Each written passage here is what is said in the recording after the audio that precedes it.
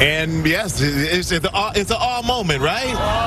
But Bachelor Nation still loves Peter, and it's great to have you here, my friend. It's a pleasure to be here. Thank you for joining us this morning. Oh, man. During the live show the other day, you were crying backstage before you came out and had a chance to talk to Rachel. So what was going through your mind at that moment? So I hadn't seen that segment since I actually was there myself.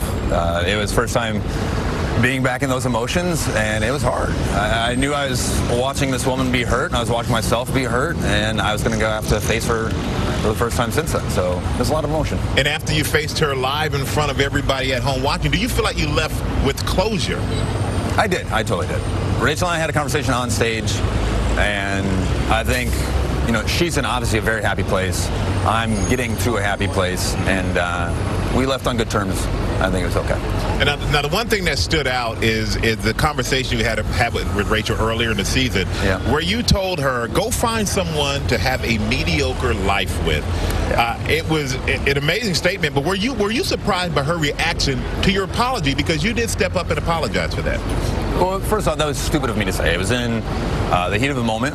I was very emotional, and I shouldn't have said it, and I was very apologetic for it. And understandably so, she took offense to it, and however she reacted, I had to take it, and it is what it is at this point.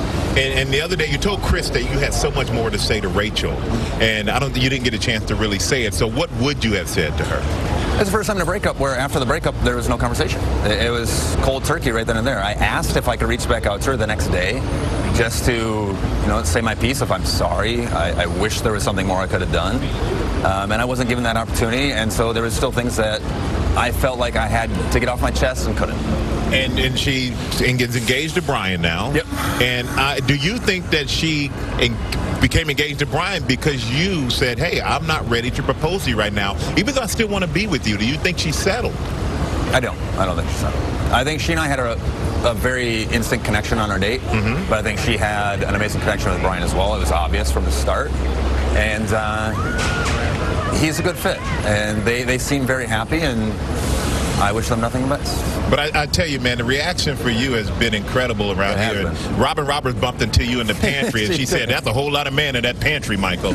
And I said, yeah, he's rocking the gap teeth, Robin. You know what that means. He's a good man. But I have something from one of our viewers, the Twitter question from one of our viewers. They want you to tell us about your high school yearbook page from 2005, where you said your dream was to be on The Bachelor.